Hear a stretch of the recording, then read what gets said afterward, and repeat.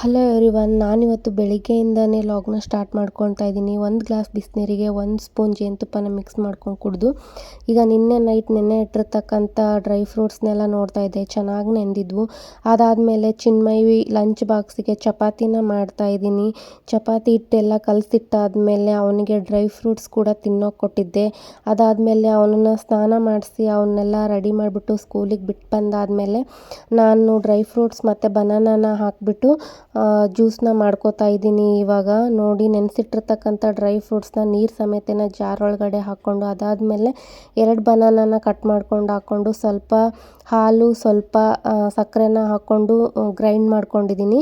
Grind ಮಾಡಿಕೊಂಡು ಒಂದು ಗ್ಲಾಸ್ಗೆ serve ಮಾಡಿದ್ದೀನಿ. ಸರ್ವ್ ಮಾಡ್ಕೊಂಡಾದಮೇಲೆ ಸ್ವಲ್ಪ ಜೇನುತುಪ್ಪನ ಮಿಕ್ಸ್ ಮಾಡಿಕೊಂಡು ಕುಡಿತಾ ಇದ್ದೀನಿ.